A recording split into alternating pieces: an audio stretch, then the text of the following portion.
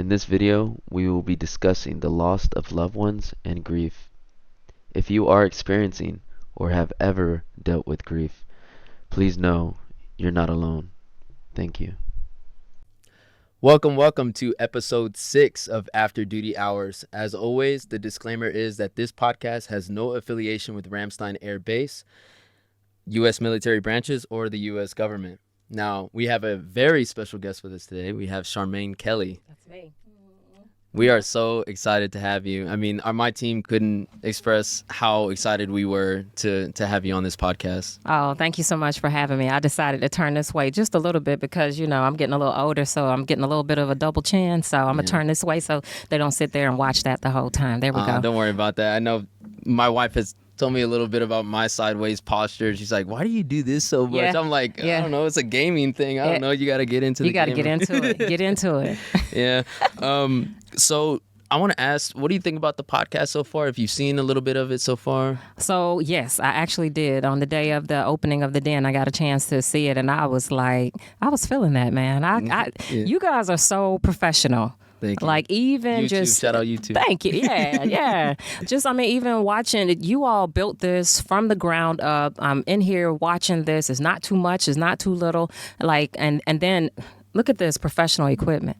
Like, if you all could see what I see on the other side of this, you would be impressed, too. And then just you all talking, I've seen some of just one of your podcasts before, and I'm like, this is pretty dope. I'm sure no one says dope anymore, Hey, man, don't be agreeing with that. No, I'm almost 30, so I still... Oh, almost 30. Ooh. Yeah, I'm close. Scary close. Oh, my gosh, you're getting old. So I know it's kind of still early, but this is a question we've started asking last episode. Okay. Is there anything that you would suggest or maybe change? I know it's kind of early to kind of, change anything, but what would you like to see on the After Duty Hours podcast?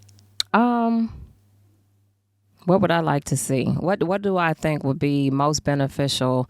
I like the fact that you all aren't trying to be too scripted, right? I can appreciate that, right? Because the generation that we are catering to today, they want real talk. Mm-hmm. Here's the thing. So you got to find that balance between real talk and being disrespectful. You know what I'm saying? Absolutely. And I look at some of the things, that some of our leaders are getting on their Facebook pages and Instagram. I'm like, man, come on, we've gone too far, right? Yeah. But it is a beauty or a beautiful thing to be able to voice your opinion because that's how change comes. So I'd ask that you all continue to be honest, have real talk, real conversations, things that are relatable to anybody, right? Yeah. Yeah, and that's why we came up with the ROEs. Damo Reed was telling me, try to come up with some ROEs. So we recorded the first episode. I mean, no one's ever going to see that episode. I saw it. Oh, well, I mean, so the first episode wasn't actually the first episode. So we had to re-record. And then he was like, you should probably write some ROEs, some rules of engagement of how we should handle ourselves on the podcast. And I don't have you went through them, hopefully. But when I was going through it, I wanted people to, because I know people have a lot to vent about, about their workspace. Mm-hmm. I didn't want to get too deep into it where it involved chain of command because there are other resources you should probably use to do that. Exactly. But if it had to do with like if you were too stressed, you were dealing with, overnight shifts, too much, 12-hour shifts.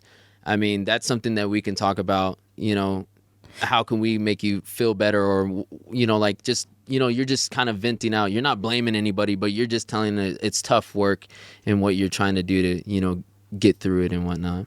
Yeah, I get what you're saying. I think that's important because if you're dealing with that, whatever it is, I mean, it could be, the fact that you've been on night shift for the whole 2 years that you've been on an assignment. That's kind of not cool. Like I would want to know why I'm on that shift that long. You can't tell me that there are not other people in this unit that can't switch spots with me, right? Help each other. Well, not only, no, that's where the leadership comes in. Mm-hmm. That's the leadership's responsibility because you got me on night shift for 2 years straight. Like I want to enjoy Europe too. You know Yeah, what I'm saying? That's something to take into consideration. So, but what I would say is, I mean, you can vent about it here all you want to, but I always tell people that, like, in order to really affect change, or in order to really have the capability to be a part of the solution, you have to speak up to the people who are making, decisions, right? You can't. That's what we call that bold leadership, right? I think when you're doing it behind closed doors, it's too easy to do that. It's like just like on a keyboard, it's too easy to be that keyboard warrior, right? But when you're able to go to a leader, warrior. yeah, man, like yes. But when you're able to go up to a leader and say, you know what, with all due respect, well, whenever people started like that, they're about to get disrespectful, right? With all due respect. But, just let your leadership know, communicate to your leadership, hey, this is something that has been going on. I'd like to enjoy Europe just like everyone else. Maybe not in those words, but definitely speak out. I like people being able to vent, but there is a difference between venting for the sake of venting and venting for the sake of and wanting change, right? Thank you for that. I'm pretty sure a lot of people need to hear that and know how to deal with it in that way. But Charmaine Kelly. Yep. Charmaine Kelly. Yep. No, I was saying Charmaine Kelly. No, that's my name. No, okay. That's my whole name. No, you can call me Charmaine. Okay. I was just saying, no, Charmaine Kelly. Yep. Okay. Yep, that's my name. I was going to say, like we do with every guest, I kind of want to start from the beginning, build that foundation of, your hometown, how you grew up and, growing up struggle. So if you can kind of just begin with, your hometown and continue there. Yeah, man, I can't say that I had a struggle. I think I didn't have as much of a struggle because my mom did it for me. My mom graduated from high school on the 5th grade reading level. She talks about how, and I remember us as a kid, man, she used to get on my nerves with, hey, you're going to have your education. Your education is something that no one can take from you, right? I could not understand that at the time. However, just watching her grind from that 5th grade reading level to now me being able to call her Dr. Kathy Reardon Mitchum, that just warms my heart because she could have easily stayed in that situation. She's the, one of 19 children. And because of that, nobody was thinking about education. You know what I'm saying? We're thinking about how we're going to put food on this table, right? And she could have easily stayed in that situation, but I got to watch her grind, and just absolutely want the best for us, make it happen. I saw her work extremely hard from 5 a.m. until midnight. That's kind of where I get my grind from. I'm like, we're going to work until we get this thing done. You know what I'm saying? But at the same time, she found that balance to make sure that she was taking care of her family. We always have food on our table. Always home cooked food. It didn't matter what time she had gotten home. And so I wouldn't say that my life was rough, but it was only not rough because of the shoulders that I'm standing on, and that's hers. Okay. Yeah, man. Wow, that's a pretty powerful story, and I think that's important to at least witness is when you're going through that adversity of just and being able to witness that yourself, and that could be a driving factor for yourself to keep pushing. Very powerful story, and I congratulate your mother for absolutely. I mean, how many kids does she have? Or well, there were 3 of us. She had 3 children. My brother Anthony, he went in the Navy, came home on leave, and when he came home on leave to see us, he was shot and killed. So that was hard. That's still tough to deal with. That's still even tough for me to even talk about. He's actually the reason why I'm in the military. I remember when we were writing his obituary, and as we were writing his obituary, it said on there E2. And I was like, what is that? What's an E2? And they were like, oh, it's a enlisted rank. I said, well, what was the highest he could go? And they said E9. And so at his funeral, I remember just leaning over his casket. He had on his Navy uniform. And I leaned over and I said, Anthony, I'm going to finish your journey for you. So when people ask me, when they asked me if I knew that I would be an E9 one day, absolutely. Did I know that I would be a chief one day? Absolutely not. And the reason being is because I didn't know what a chief was until I met one. Man. Period.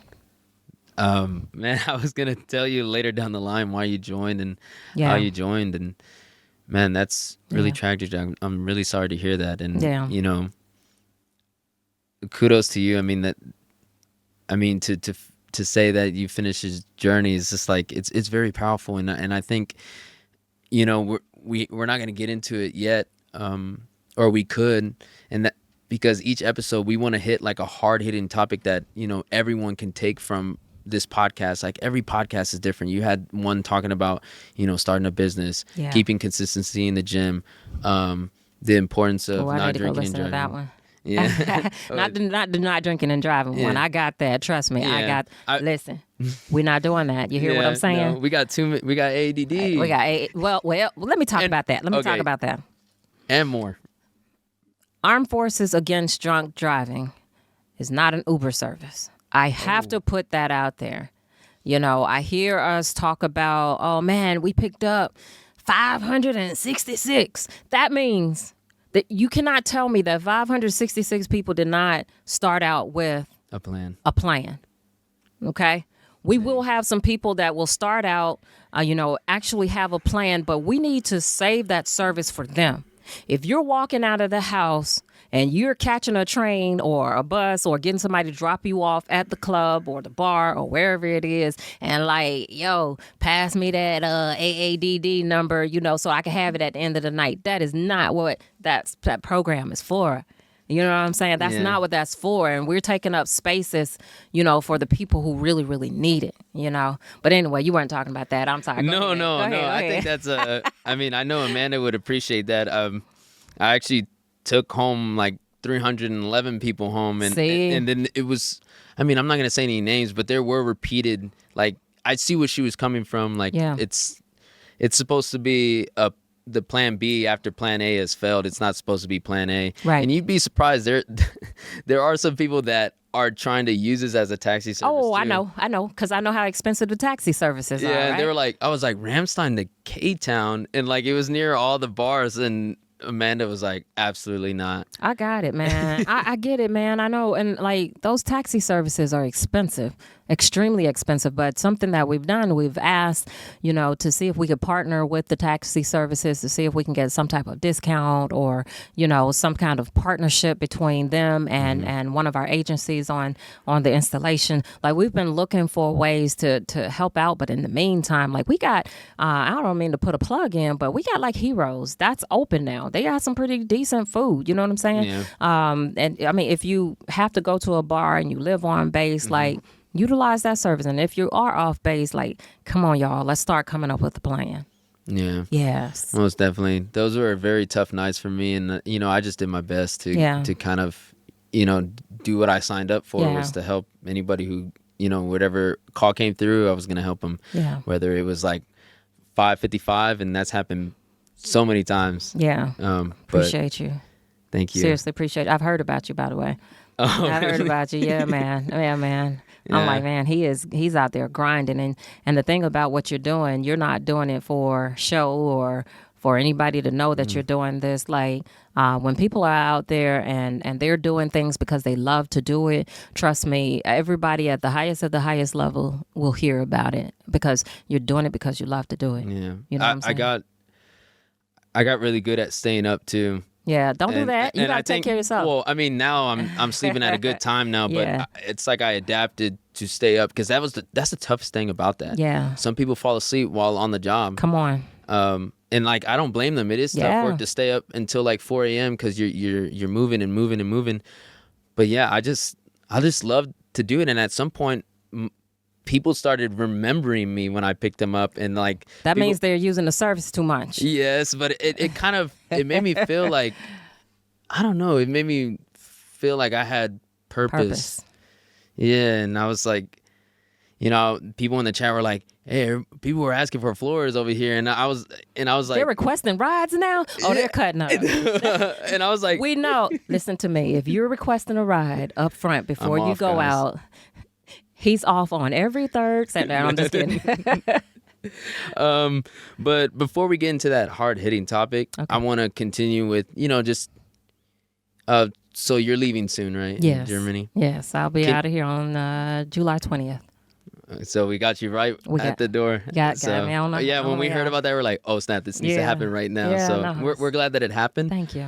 If we want to hear where you traveled around here in Europe, and what are your 3 favorite places and why? Okay. So I'll talk about both myself and my family, because there were times where my husband and my youngest daughter, because that's all who's here with me right now. Shout out to my oldest son. He's Luke. He's down there in Texas. Hey, Luke. And my daughter, Kenzie. Shout out Texas. Shout out. Come on. Everything's bigger and better in Texas. You know what I'm saying? Buc-ee's. Come on. Well, yeah, Buc-ee's. I tell you. They have an amazing story, but okay. My daughter, Kenzie, 22, and then I have a 14-year-old daughter, 15 now. She just turned 15 last month. But anyway, she's in the house with Olin and myself. I know everybody around this base knows my husband. So we've had an opportunity to, of course, Paris. Everybody goes to Paris. London, Croatia, Switzerland, Belgium, Amsterdam. No, not that part. And then 1 or 2 other places. So my absolute favorite has been Switzerland. We got to go snowboarding, and I'm like, man, I kind of like this. You know what I'm saying? But this weekend for Juneteenth, I was like, what better place for me to be than Africa? So my family and I are headed to Egypt for this 4-day weekend, and that's exciting because I've never been on the continent of Africa, and to have an opportunity to go there and experience some of the things that you only get to see on television is just amazing, incredible. Yeah. Yeah. I haven't been to too many places yet. I mean, we first got here during OAR and COVID period, so we didn't do too much traveling. My wife has done some traveling. We've met some great people here. Okay. So she has traveled with them, and I stayed behind. But I think I went to the Netherlands as well. I think, let's see where else I went. I love Spain. I think I mentioned that before, so I went to Spain too.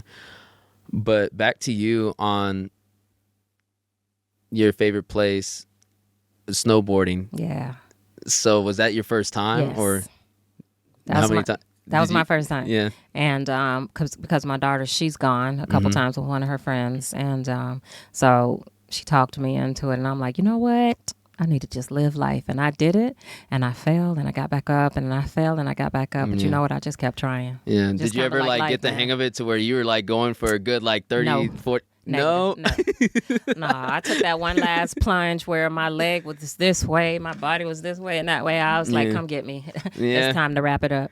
But I did let my daughter continue to do it. It was a blast. I think the scenery there how did it look over there? The mountains kind of in the background where you could see too, breathtaking. Yeah. Like nothing I've ever seen before in my life. Yeah. I've never seen anything like that. And I've seen some very beautiful things because I love water. I love being anywhere, any place near like a lake or a beach or any of that. And to see that, I mean, that was like something I had never seen in my life. You know, I was coming from Columbia, South Carolina, I never in the middle. Because here's the thing. Remember I told you how hard my mom worked? She worked extremely hard so that she could put me through private school. And so my mom was making enough money for me to go to that school. And it was one of the top line schools, right? Which meant we didn't have a whole lot of money to go and do some of the other things that the kids at that school would get to. And they would come back and they would be like, yeah, my mom and we went to Switzerland over the spring break. Or they'll come back, we went to Ireland or whatever. And I would be like, we went to my grandma's house and, she cooked, and which is still good times. Which is still a good time, but it wasn't Switzerland, right? Yeah. But what I would do to be able to have that time with my grandma again. But anyway, yeah. So, but to hear those kids talk about that, never in a million years that I think that I would be that kid, Yeah. Well, to be honest, we're going to Spain again, but we're going to a different, we're going to Barcelona this time. Very nice. But you're kind of convincing me to try Switzerland. wait until you can go skiing and everything, though. Okay. Wait till the mountains are, filled with snow. And so my wife is expecting. This is going to be my first child.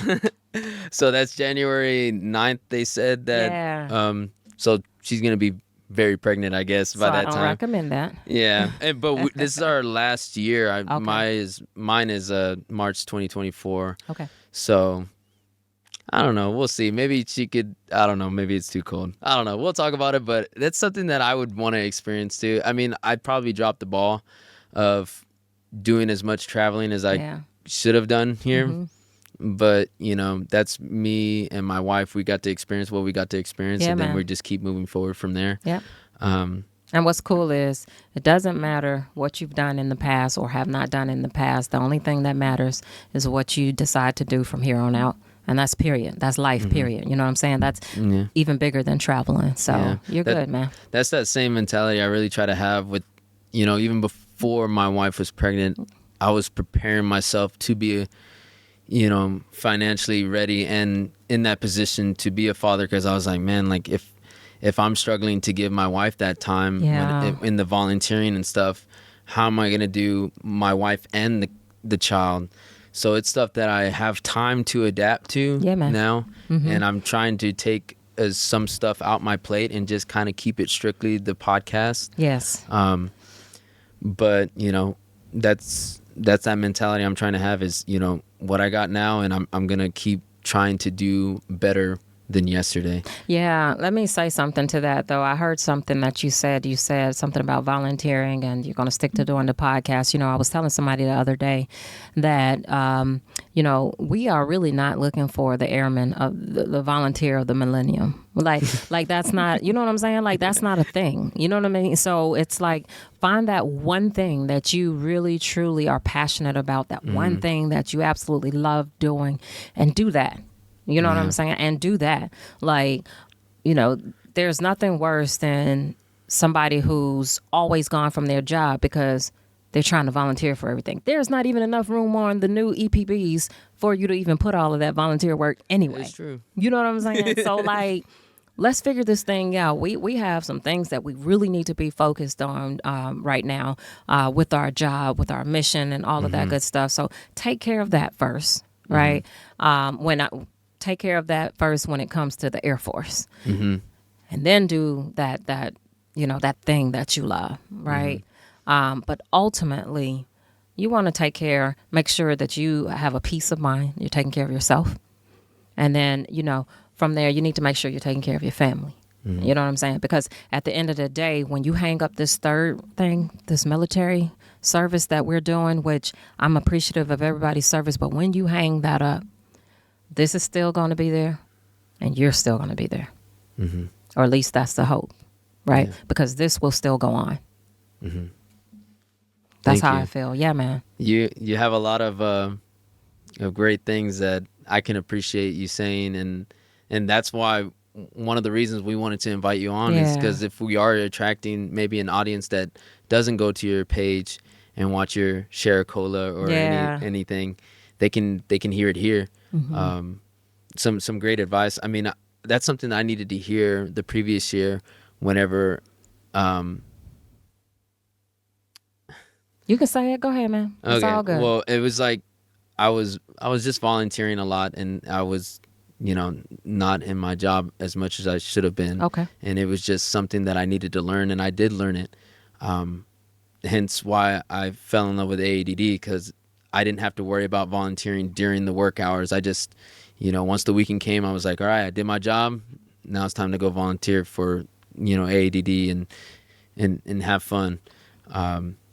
So that's how I kind of adapted in that way, instead of like, because I was the Booster Club president. So my intention was always like having to do something during the job. And then it came down to where I had to learn how to manage my time. So that was a good lesson for me, and I back you in saying that there could be that one thing that you volunteer for and you love, and that is enough. That's enough, man. That's enough, because that's enough. Last question, let me see. Well, I want to get into so after duty hours, I explained before how we try to, get a topic that we can deeply discuss that could be beneficial for someone to, if they're hearing, need something, need to hear it. Like even us, as a reminder, everyone sitting in this room. Okay. I did watch a bunch of your share colas. Okay. I don't have any colas. That's okay. Because I only have one left because I have my name on them and I only have one left. And my boss doesn't know it yet, but my last share of cola, and I'm retiring, that will be with him on my way out. But yeah. We got waters though. You got water? Oh, we're about to share. We're about to share a drink. Okay. I mean, you got yours if you want. And my exec over there, Bree, she's looking like, that's what she needs anyway. Yeah. Yeah. No, I mean, I'll kind of explain later. Oh, you just gotta you need help. Oh wait, just like in yours, remember I opened it as the host. Yeah. Oh yeah. Yeah. I got you. Yeah. You got to do the whole experience, right? You got to do it like I do with the little opener and everything. There we go. That should be. I don't want to put my whole fingers on it, but it should. I appreciate that. Yeah. Thank you. I remember you traded. Yeah, man. After. Thank you.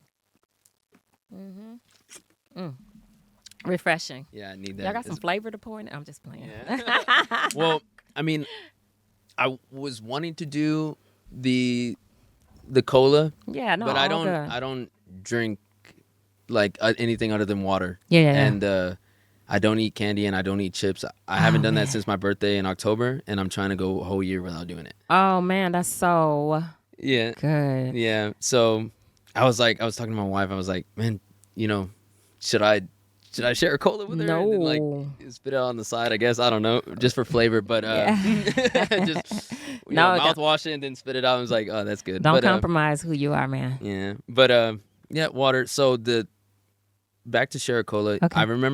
I don't remember the name you talked to. He was a major, but he talked about his mother passing away in a shooting. Yep.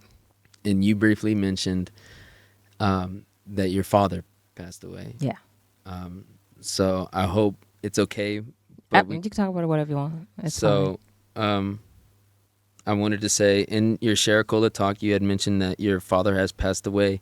Do you mind sharing with us a little about that time and how you were dealing with the whole situation? Yeah, man. That's still tough. That's really tough because that actually happened. I did not do a good job. Let me say that with my self-recovery, right? Mm-hmm. That's the thing. Whatever the technical term is or the professional term, I don't know, but I'm saying with my self-recovery, I did not do a good job. I think we buried my dad on Tuesday, and I flew out and took the seat as the command chief here on that Thursday. But what I can tell you about that is, before I tell you that, I had posted something on my page about Ego. I believe that they have that Ego checkout. It's through the Installation Resiliency Office, and it's an opportunity for you to identify if you're an alcoholic. My dad knew he was an alcoholic. My dad's been drinking since he was a young teenager, right? And I remember him being in the hospital at one point, and I'm like, Dad, man, like, don't you want to be here for your grandkids, and don't you want to do this and that or whatever?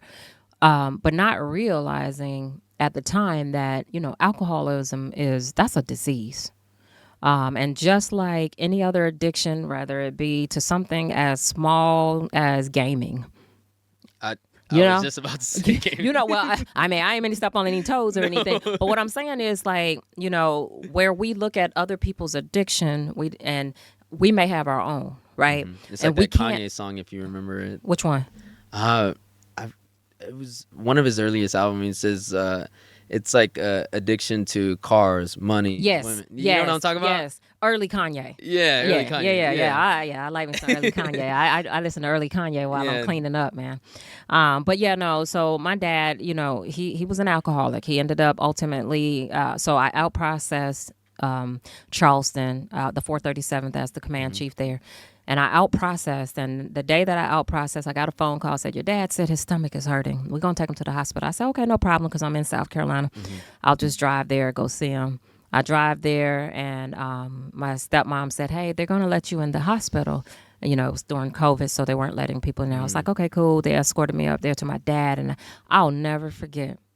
My dad had the biggest smile on his face like I've never seen before, and I could see it to this day in my, like, I can just see it in my head. Some days, I know that smile should make me happy, but some days it kind of torments me a little bit just because I just keep seeing it.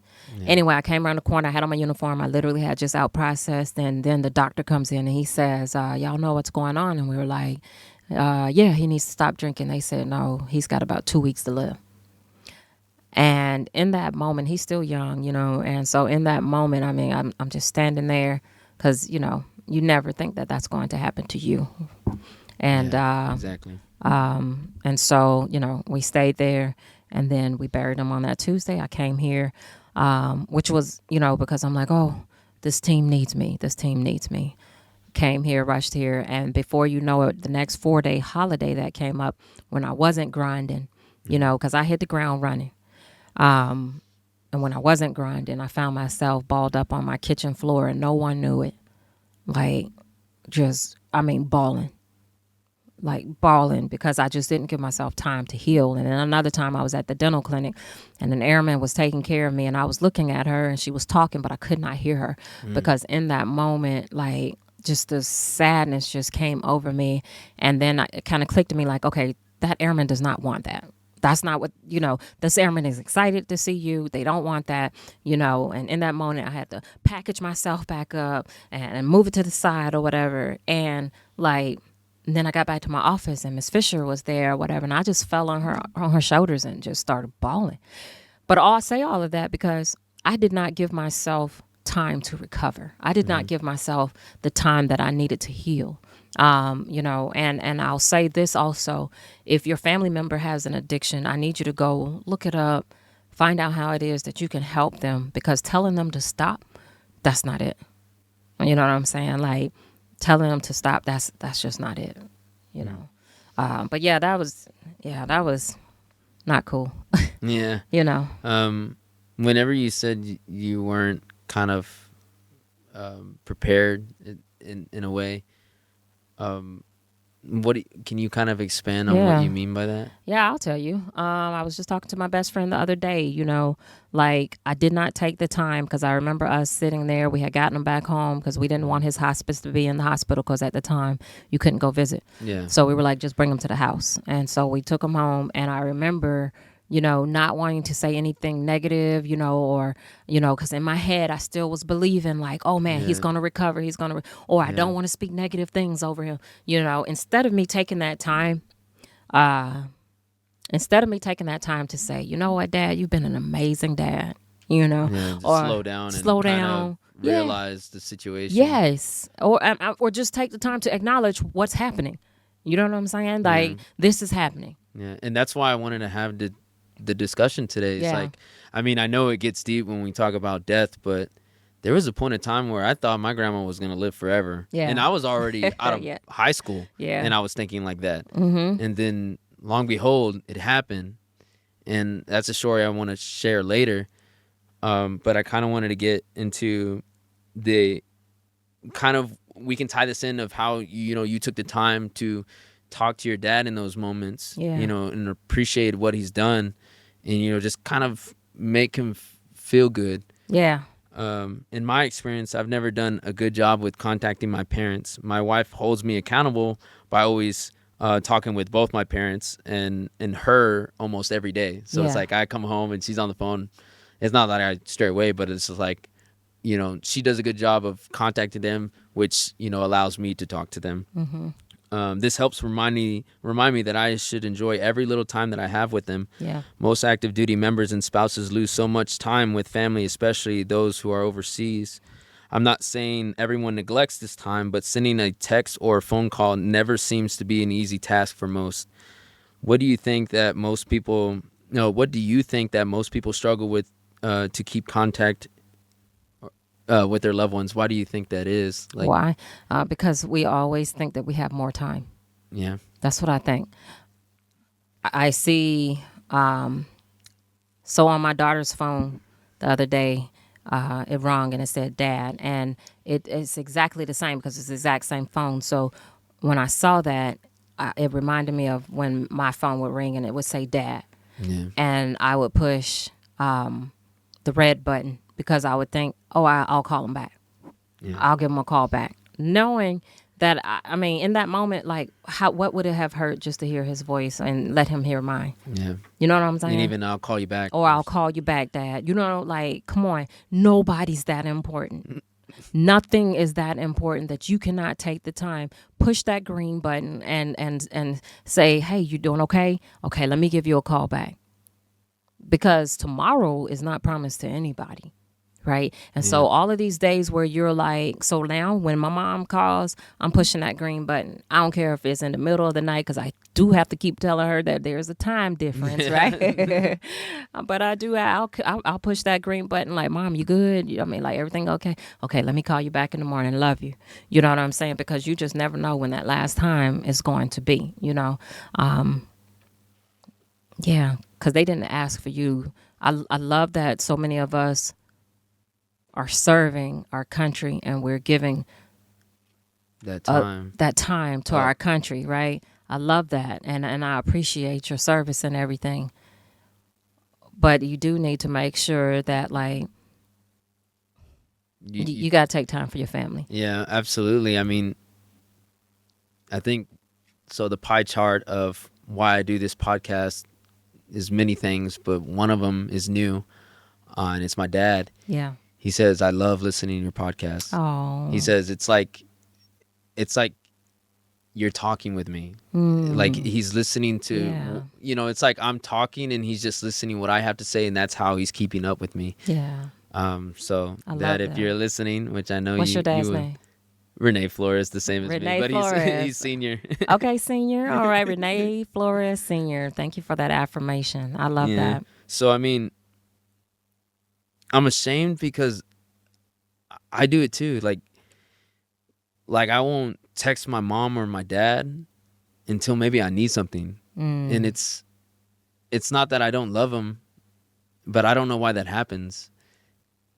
And like I tell them, you know, that I do love them and I do miss them, but is my words enough? And I feel like, you know, that's why I needed to have this episode to kind of release and say something. That way, when I hear myself, when I watch this episode, I can be like, man, something needs to change, because it's a ticking clock. If we're going by age, you know, I may not have that much time with them anymore. I mean, you got 1967 and 1966. That's when they were born. So they're getting older and they're about to get to their time where they retire. And I do want to retire in the military. I want to do my 20 years, maybe even more. It just depends on the situation. But in that time, I look 16 more years in the future and I'm like, where will my parents be? And in looking at where my parents will be, you know, what I'm going to be doing this whole time in the military, I'm going to be serving. Who knows? I could be on this part of the world, this part of the world, this part of the world, you know, losing that valuable time. And you're right, there isn't enough time, because I feel like even if you're 100% invested in your parents and your family and you're always texting them, calling them, when that time does happen, regardless, you'll still feel like it wasn't enough. So I feel like even if you don't put time in it now, you know, it's going to be even worse that you weren't investing that time of calling them, checking up on them, having conversations, you know, and telling them, you know, how are you doing? What are you doing? How have you been? How's mom? How's the cats at home? Or like something, you know, just to keep up with them. Because my mom always, you know, is talking to my wife, and, you know, she's always saying that she misses me. And, you know, I hear that and I'm just like, you know, I see her little gray hairs coming out, and, you know, it's really hard. It really is. And, you know, sorry, I didn't expect for this to happen, but I'm glad they supported me in the times that they did, them and my sisters, because I was going through a rough time. I mean, I joined in when I was 24, and I was living paycheck to paycheck, and, you know, they would help me when I needed it. My dad told me to join the Air Force, and, you know, it took a year, because my leg was broken, so I had to get, a waiver for that. And there was a point in time where I was jobless, living at my mom's house when I was 24, and I'm just like, man, I feel so worthless. Like, my sisters are A&M electrical engineer and U of H business marketing. They got their careers and they're making more money than my parents, and meanwhile I saw myself as the failure. But they supported me through it all, and I told them in my last note at BMT that I was going to focus on finishing this out, and this will be my last letter, and that I went through a dark time, and I appreciate everything that they did for me. So I say this hoping that they listen to this, and if I don't express it enough, that they hold on to this clip, video, whatever, and this is how I truly feel. So I appreciate you sharing your story, and I think this is very important for people to hear, because there could be like 19-year-old airmen that lose their mother at 45 last week. They take their leave, they grieve through it, they're with their family, but then they got to come back eventually. And at that point, that wasn't enough time. How are they going to get through it now? What kind of resources are they going to have? Do they have any friends? What if they don't have any friends? And so, like, I want people to hear your story, hear my story on this podcast. And at the end of this podcast, and if they do have parents that are still with us, after listening, I want this to impact them so much where they are like, I want to call my dad, I want to call my mom. Yeah, man. So that's why we're doing this episode, talking about this tough subject of dealing with loss. Yeah. And your story with your brother joining, and you're here today, you got through it, and you achieved so much. And we want to say thank you, because even though we don't know you on a personal level, that's what this podcast is we're bridging that gap, human to human. Yeah, man. At the end of the day, I'm Renee, you're Charmaine. Mm-hmm. And that's why in the ROEs, I just wanted to, when people see you out in the street, maybe in the last couple of days here and you're in civvies, that's important. Yeah. They don't feel intimidated to speak with you. Yeah. I kind of bridged off really far. No, it's all good, man. It's all good. It's all good. So thank you for sharing. Thank you. I actually would share a story later about my grandma, but before we get into it, I'm not too familiar with some of the resources we may have to deal with this kind of stuff, because my family's very close, but not everyone is in my predicament. So do you know of any resources an airman could use if they're struggling with dealing with, a loss of their mother, father, brother, sister? Yeah, let me tell you something that really helped me. We started a chat with it was because a lot of people are, we know that we don't have the mental health providers enough for the number of people who are being seen, right?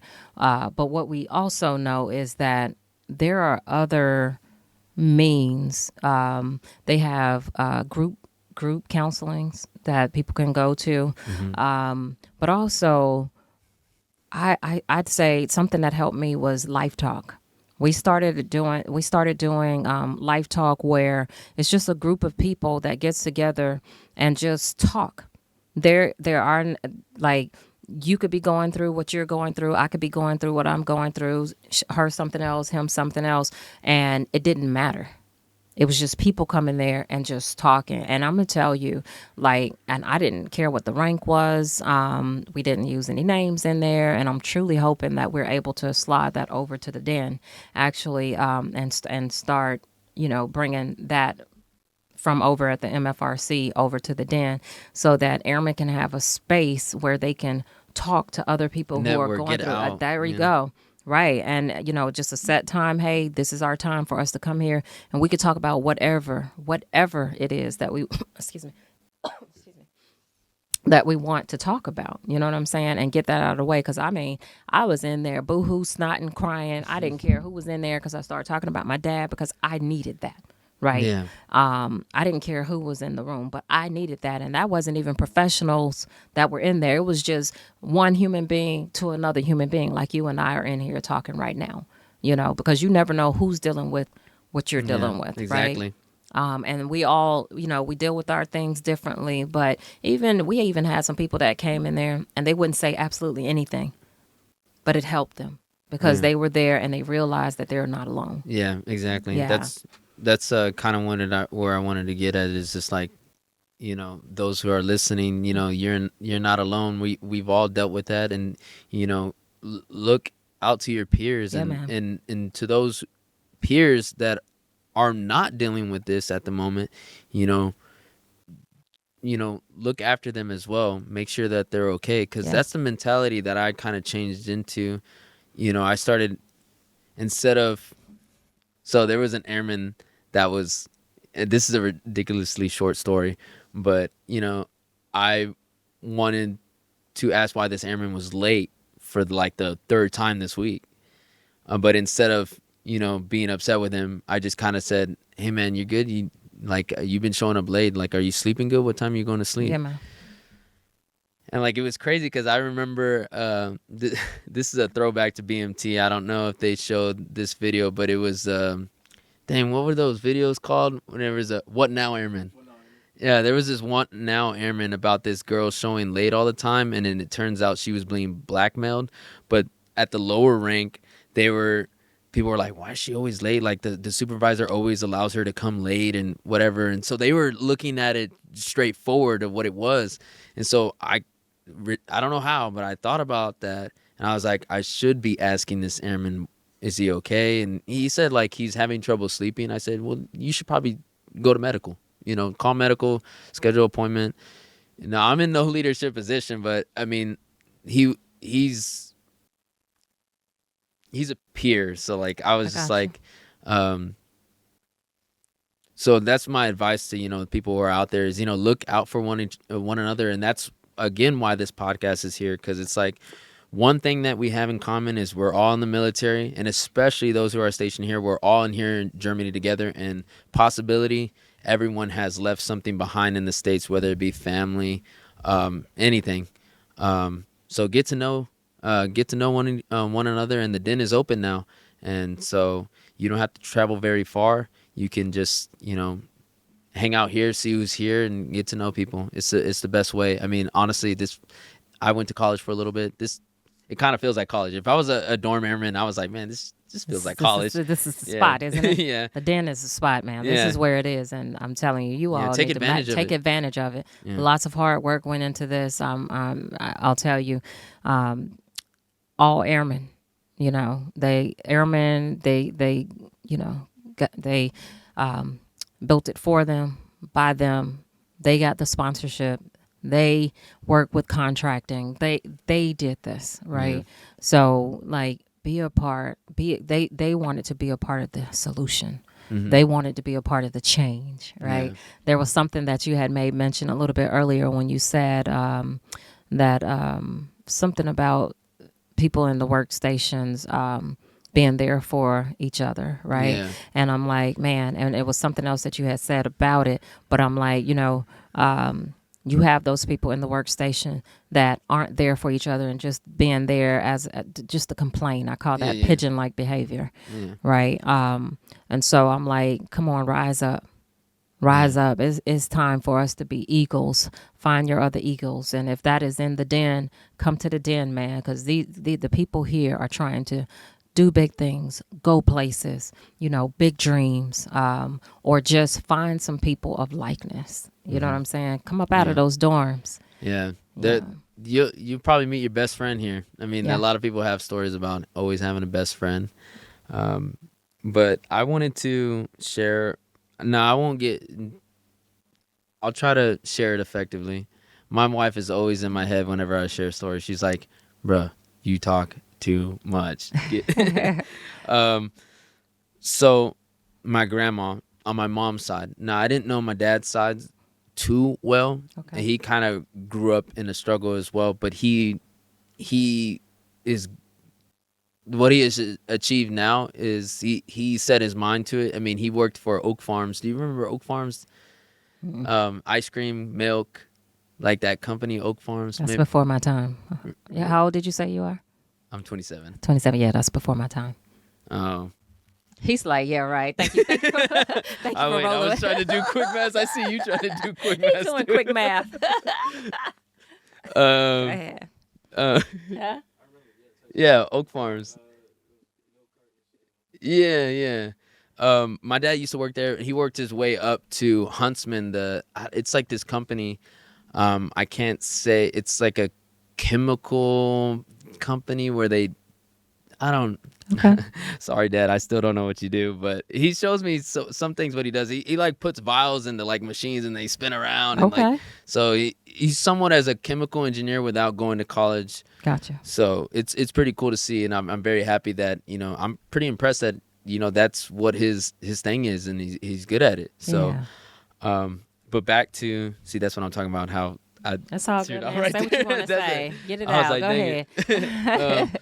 So my grandma, what she would do is she would hug me before, because I went to PVMU.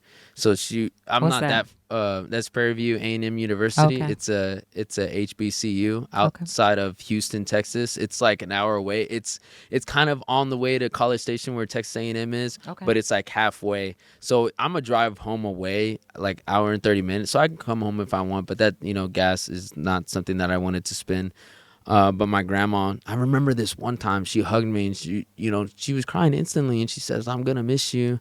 I was like, "Grandma, I'm just going to college." And that's where I was saying I had this mentality, when I finish college, like I'll be back at home, I had that mentality that she was going to live forever. And I think it was my sophomore year. No, it was my junior year. Still behind in credits because I was irresponsible.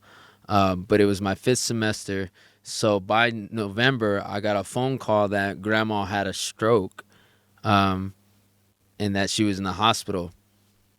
I was like, oh man. Okay. So I get home, I ended up dropping out of college. So that was my last semester. So after December, I was home, I was just home, and I ended up, getting a job at Chick-fil-A at the terminal. At one point, my grandma was fine. She came home from the hospital maybe like a week later after that happened. And then it was that night, everybody was still around. We all came home. I'm talking about like her sister, my grandma's sisters. There was a good amount of people, like 20 people at our house, bringing her home. And, we're all kind of excited. And immediately after a little bit, she had another stroke there. And she was completely normal before that.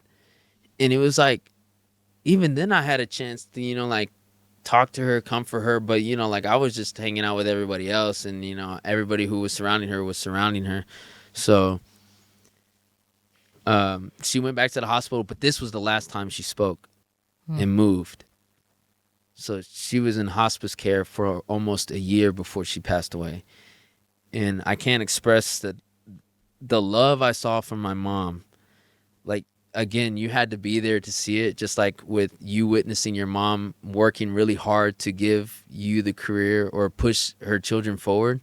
This was the love I've never seen before. And then I figured out what love was, is sacrificing yourself to serve others. So she came home. My mom became a full-on nurse. She got her job. She's in the mortgage company, so she got to work at home. And so she was working at home, and then in the other room, in the living room, she was caring for my grandma. She was washing her, bathing her, feeding her, like everything that she needed to do. And meanwhile, I'm at home now because I'm not going to college. I was still blind to it. And I still got caught up. I was like almost denying that it was happening. And then I got caught up with, surrounding myself with my friends. I wouldn't say in a too bad environment, but the house I used to stay at Prairie View A&M, there was still a place for me to stay there if I wanted to. So I would drive to the airport in Houston, and I would work until maybe 10 p.m. and then I would drive to PVMU, so I'd get there around midnight. I'd hang out there all night. I'd wake up, go to work, so I'd drive an hour to get to work. And then my mom was like, "Why are you always going over there?" And it was just, I wouldn't say those are still good. One of them is still a good friend of mine, and I wouldn't say he's a bad influence, but we were just going through some stuff. We were working out, just, kind of ignoring the world and doing our own thing. And by the end of it, before I got hired at the Chick-fil-A, I told them that my grandma was in hospice and that she could probably pass at any given moment. And then I want to say, like I said, it was a year later. Well, it was a couple months down there. Now, this is a really low point in my life, and I hope nobody really holds this accountable to me, especially to family members that didn't know this about me. But I lied, and I cried at my job because I was sick and tired of working, and I just wanted to hang out for longer than what I did. Since driving consumed most of the time of the hangout, I was like, I want to go there right now. And so towards the beginning of the shift, I was saying that my grandma passed away, and I was on the phone, and I fought tears out of me, and then I got released home, and immediately I went back to PVMU and down around that area. And I look at myself and I was like, man, that was pitiful, because it's like my mom is doing so much for my grandma, for her mother, loving her so much. And I'm over here lying about it just so I can give more me time. And that's what I wanted to say, is like that regret I feel now is just insane, because it's like I don't remember the last conversation I had with my grandma. I can't say I'm sorry. And it just sucks. I remember the moment she was passing. My mom was like, "Grandma's not breathing." Me and my sister, we were watching something in the living room, and when my mom was saying that, my grandma's, something's happening, and I literally got up and went to my mom's room to get away from it, because one, I was scared what was happening right there, and then I guess two, it was like, why wasn't I there for my mom? And then the nurse came like right at the right time to be there for my mom. And then later on, my sister comes. She was like, "Grandma passed, Renee," and I was like, man, like everything just came back rushing to me. It's just like I felt ashamed for what I knew of what I was doing behind my mom and my family's back, and treating the situation that my grandma was dying. And I was lying to do what I wanted to do. I was using the money that my mom would give me and my grandma would give me for other things instead of what they intended me to have them for. And I don't know. It took me a while to kind of forgive myself. And I believe I did open up to my mom and my dad about this situation. And I've opened up to a few people here about this situation too. Maybe this is the first time my friends are hearing it right now, but that was 2017. I went through kind of a change. But I mean, I don't know how that story kind of, well, I want that story to mean something to where it's like, please don't make the same mistake I did in neglecting that time. And you've mentioned it too, is, realize the situation, accept reality, and appreciate the situation at hand. And if, because my grandma couldn't hear or talk anything, so it's like, but my mom was still talking to her, and everyone would still talk to her. I'm like, man, I don't even know if she can hear us. But I had that wrong mindset. So just please understand that death is reality, and please appreciate the time that you have with your loved ones that are there for you, if your relationship is good with them. I know you love the word resiliency, and it's not a buzzword, but it's a mindset. How can we get that mindset? And what advice could you pass on to others preparing yourself when someone is passing? The first thing that I would say, just to go back to what you said just now, number one, you have to forgive yourself. You know, you have to forgive yourself, because I can guarantee your loved one would not want you to hold on to that, as hard as it may be. And one of my things that my best friend, one of the best pieces of advice that she gave me was the things that I wish that I could have said to my dad or would have said to my dad at that time. Get a journal and just start writing a letter.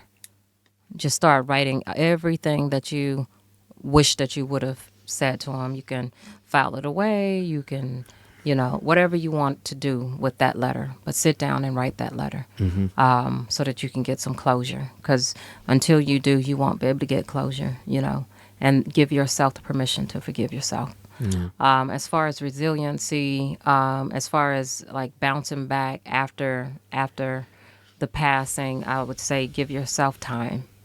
And give yourself the grace to know that, it is okay for you to be sad. That is a part of life. It doesn't matter what your rank is. It doesn't matter where you've come from. It doesn't matter your background. It is okay to be sad. Mm-hmm. And it is okay to be happy. So, thank you. Yeah. Thank you so much. And like I said, I was a little nervous sharing that story because it was like, it was messed up. And I saw your reaction. I was like, oh, dang. No, I didn't give you a reaction. I thought you were like. No, who am I to judge? Yes, ma'am. That's not. Nope. Listen, I'm not here. I've not been put on this earth to judge you or anybody else in this room. Like, I was just talking about that on the way here, that no person that's walking this earth in this moment is blameless. No one. And so until we can realize that not only we're not blameless, but also the people around us aren't blameless, we cannot see people, because a lot of times we're so judgmental when other people make mistakes. We are so judgmental when other people make mistakes that we hold on to it. That's how those grudges and anger and hatred and all of that stuff people hang on to. Why? Because we're looking at them through a lens that we can't even see ourselves. Yeah. Right? It's That's unrealistic. True. Yeah. Yeah. But that concludes the big topic. Okay. Now we're going to get into some fun sections. We got some questions. Now you can just shoot through these. All right. We have a question that was sent in. Do you ever feel when you were younger that you'd be as impactful as you are now? Oh, I thought I was going to be even more. Yeah. Oh, yeah. And it's still coming. Why? Because I have dreams, man. I have dreams. I have a vision. It's and just the beginning. Yeah, it's just the beginning. And it's not so much for me. It's just I believe that I am in the business of changing lives. I believe, I heard Tina Turner saying something to Oprah Winfrey. I was listening to one of her interviews, and she was so happy. She said, I'm so happy. She said, because I fulfilled my purpose. I've done what I came to this earth to do. She said, and now I'm just happy and living out, just relaxing and living out my life. And so for me, I know I'm not going anywhere anytime soon, because there's so much more and so many more lives that I'm supposed to be touching. I don't know exactly how I'm going to do that, but I'm going to do it because, listen, we're changing one life at a time. One life at a time. Thank you. Well, that's the same mentality we have, is even if we're just impacting one listener, then it was worth it. Then this podcast was worth it. Absolutely. We're not, being Air Force famous or military famous podcast, it would be nice, but the goal is definitely to impact, individuals that definitely need it. And even if it's just one, it would be worth it. So next question. Picture yourself in a world where you never joined the military and you got to work your dream job. What would you be doing? I would be opening the next day after Beyonce finished her concert. Yeah. Not only opening, I would be headlining. Yeah? Yeah. You sing? Yes, I do. But turn up the music. no. Just kidding. No. I'll tell you. Yeah, but that's exactly what I will be doing. Yeah. Oh, that's really cool. Yeah, man. And that's that's the stuff that it'd be cool to know. Yeah. If we were just to ask you, out in the street, if we just were having a conversation, is that's kind of what that question was constructed for. Is just like, we're not saying you wanted to go that route initially, but if you were having, everyone has like a dream job or something like that, what would you be doing? And I honestly didn't expect that answer. Yeah, So that's that's okay. pretty cool. So next question: is there any advice you were given from an older person when you were younger that you didn't take that you wish you did? And if so, what was it? Oh, that's a great question. Let's see here. I wouldn't say I was that much younger. I was actually here as an airman basic, and I remember a tech sergeant, Shirley Harmon. She said to me, never say never, what you'll never do. One more time. That was, just that simple, because I had heard that somebody did something, and I was like, oh my gosh, I would never. And she stopped me in my tracks, and she said, never say what you'll never do. And I'll tell you that I think 10 years later, I ended up doing that exact same thing. Yeah. Yes. Yeah. The reason the question is because it's like whenever, I don't know if this happened to you, but whenever I was younger, the adults or even like the 21-year-olds and up, when I was like 15 or 14, whatever the number is, they're like, yo, enjoy while you're young or whatever. It's just like enjoy being young or whatever. And I'm like, man, what do these guys know, man? I just want to grow up already and do the cool things that everybody else is doing. Yeah. I was like, oh, dang. Now I see what they were talking about, adulting. But, yep. Thank you. Next question. How do you hold yourself to such a respectable esteem constantly? Is it adversity, self-growth, or just being born with it? Say that again. How do you hold yourself at such a respectable esteem constantly? Is it adversity, self-growth, or just being born with it? So how do I hold myself accountable? Basically. Yeah. Is that what you're asking? Yes. How do I hold myself accountable? Well, because one, I know that my daughters are watching me. I think that's the biggest thing for me, and I don't want to let her down. Neither one of my daughters down, because I feel like I might be a role model for a whole lot of people, but they are the two who matter the most. Yeah, and I need to get this right for them. Yeah. Mm-hmm. That's good advice for me. Definitely to be on my toes, making sure that I'm a good influence to my son or daughter, whatever the baby, the gender is. But I think it's important, though, that your kids know that you're not perfect either. Because for a long time, my youngest daughter, she wouldn't tell me some things because she was like, I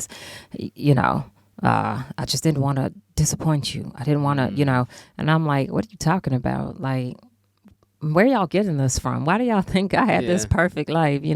And what I found is because I was shielding them from some of the things that I had experienced. You were kind of being vulnerable and right. Yeah. Okay. Right. Yeah. Okay, that's good advice for sure. I'd feel like I'd do the same thing, is try to give them a standard of myself and always be on that standard, and not realize that's not teaching a lesson within itself, that I should be teaching them. Learning from your mistakes is not always a bad thing. Exactly. But if I can help you, with the before you can make a mistake is also good as well. It's just depending. Absolutely. Absolutely. So, this is before or after joining the military. Doesn't matter when. What is your most memorable moment?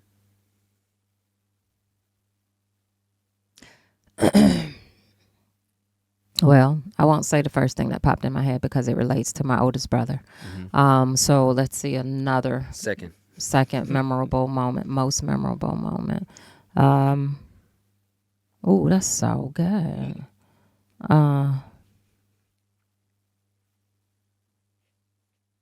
Okay. This is boring to most people, but I've had throat issues over the last few years, and so I hadn't been singing and at all, as much as I needed to.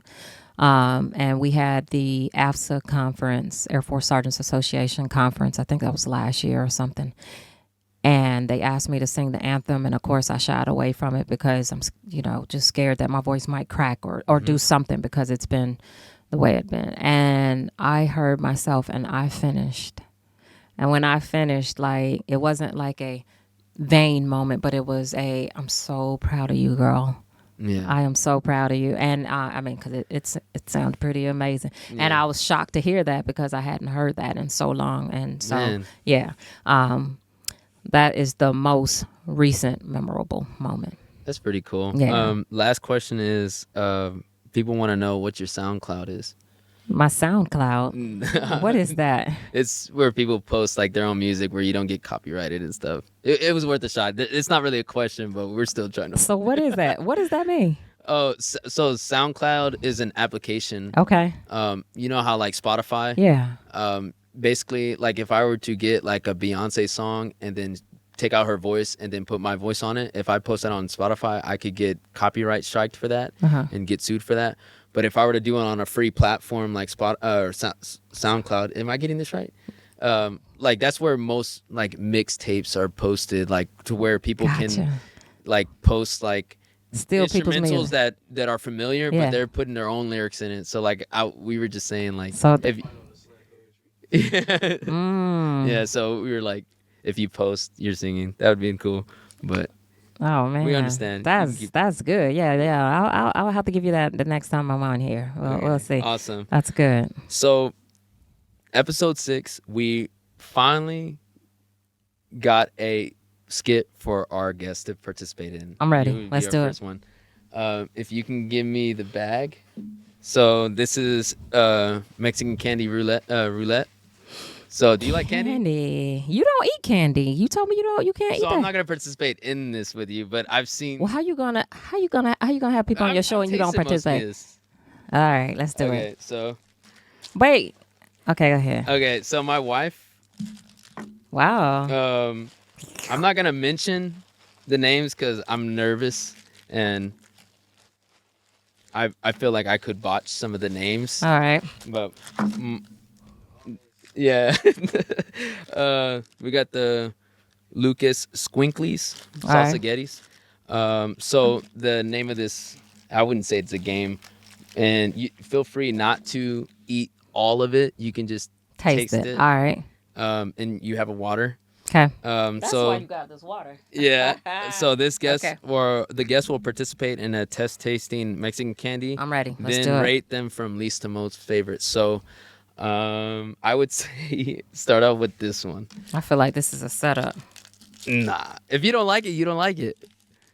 But I mean, I thought it would be I like a good candy. Idea. Okay. So this is a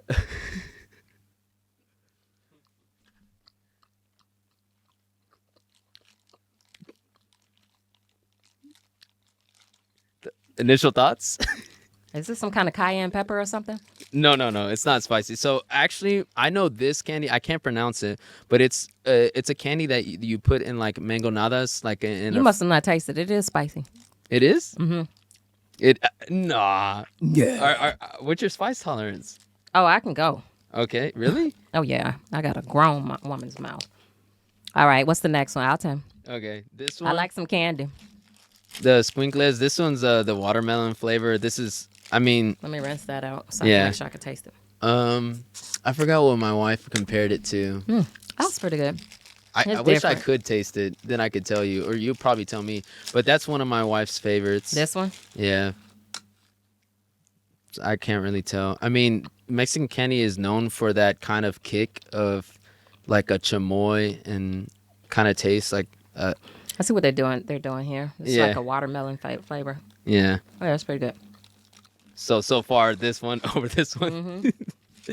Okay, we'll keep this over here. Okay. I have a special challenge for this one. This one's De La cheese? Rosa. Wait, So, are you allergic to peanut butter? I'm not allergic to anything. Okay. Do I look like I'm allergic to food? Well, I was just asking. I gotta be safe. I don't want, I don't. No, nobody has an EpiPen here, right? No. I won't need it. Let's do it. Okay. So the challenge here. Now I was very careful with it. So De it could la be Rosa. but the challenge is to open this without cracking any of the candy. Okay. Did you crack it already? As far as my knowledge, no. No. So if it's cracking a little bit, it's fine. But you can definitely tell. I don't know. It's a thing to where like if you could pull it out like and it's like perfect circle and you definitely know if there's. Oh. Boom, boom, boom. Bum, bum, bum. Because it's stuck. There we go. Ah, boo. No, it's okay. Honestly, that's actually really good. If you like peanut butter, that's one of my favorites.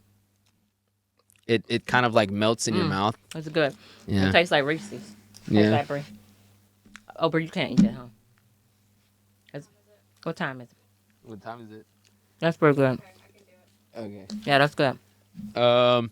So you can eat these 4. You can half them. I believe so. So this one is That's this good. one is pica tamarinda or tamarin. Rebecca, I'm so sorry if I'm getting this wrong. I'm trying. And this is the pica fresca. So I know that one of them is kind of like a strawberry flavor or a cherry flavor. And so Okay. I don't know if you can chew the outside. I don't think you can chew straight in the middle. Why not? Because I haven't had those in a long time, and I don't know if there's I don't think there's anything in the middle, like a jawbreaker.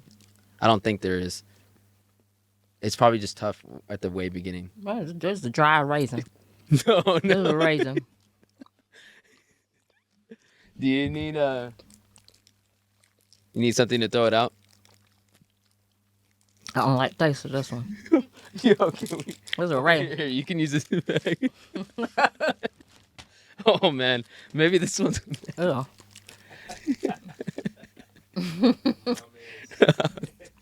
I'm sorry, but hey, I'm not saying I'm enjoying the ones that you don't like, but I'm happy that the guest is finally participating in something. Like, who's gonna say like? Yeah, why not, man? Yeah. You gotta live life. So I don't know if that one's similar. I think it's different because I remember one is a different flavor.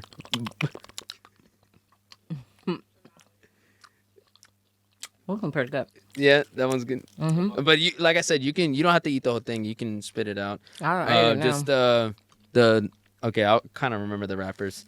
This one I really wanted to get. Now everyone knows when it comes to the Mexican lollipops, the pero elote, the one that is like the corn, but it's like mango flavored, is like the best one. If not, the watermelon one. It has the tamarindo. And I wanted to get so much more candy, but since we're overseas, I wanted to get like the Duvaline. I wanted to get the Bubulubu, like more better candy. I just thought about something. I can't read the back of this thing. I don't know what's in there. I better not be magically popping up to take a test. Oh, no. You should be fine. 100%. So, that one doesn't have any alcohol, even though it has like a beer on it. I swear. Oh, okay. That's what None of these I knew when you were. alcohol, right? No. Oh, okay. So it's okay. Hey, You don't have to. You don't. Well, the flavor is in the middle, so. This is good. Yeah, I haven't tried that one, but I know the Vero brand. They make a lot of the lollipops. So, can you kind of describe what you were tasting right there? I'm not sure.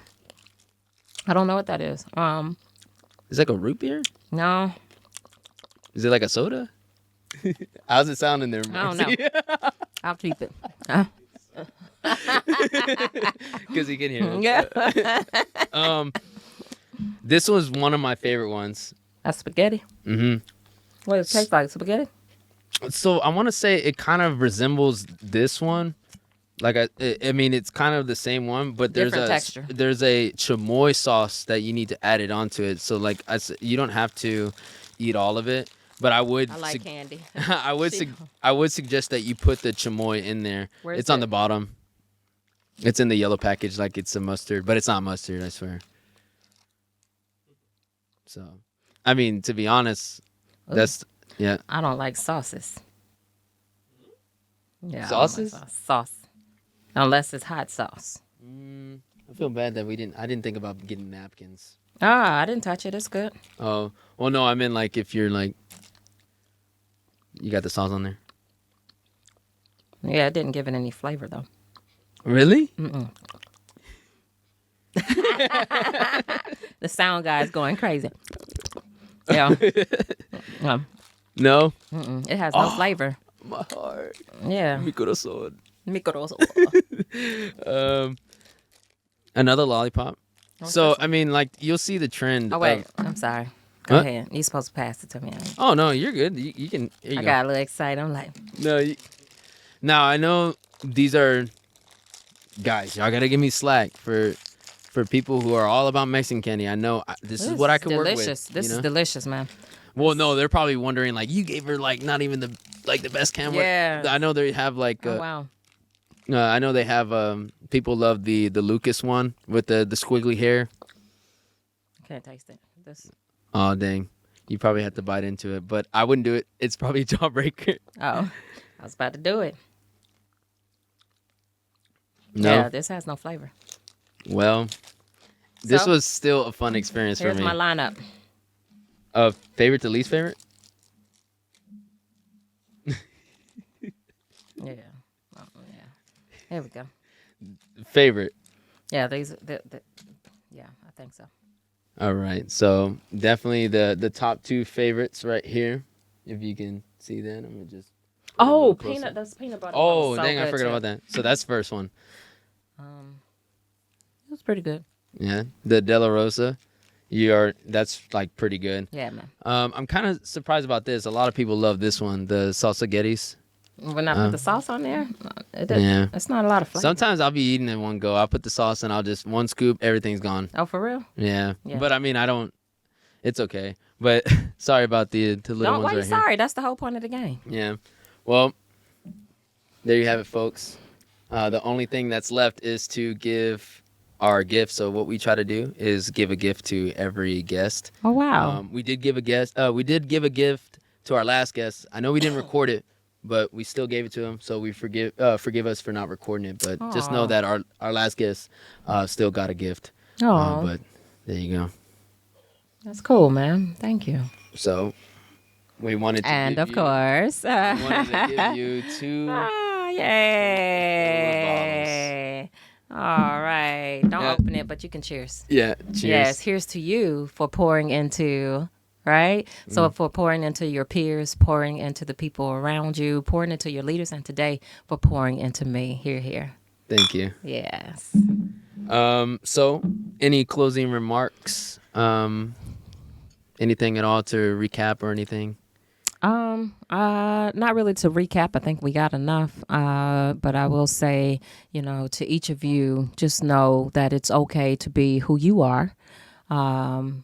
You don't have to be a replica of anyone. It is okay for you not to always be okay.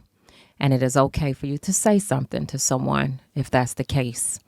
It is okay for you to let people into your life. You don't have to do this thing alone. None of us were made to go through this journey alone.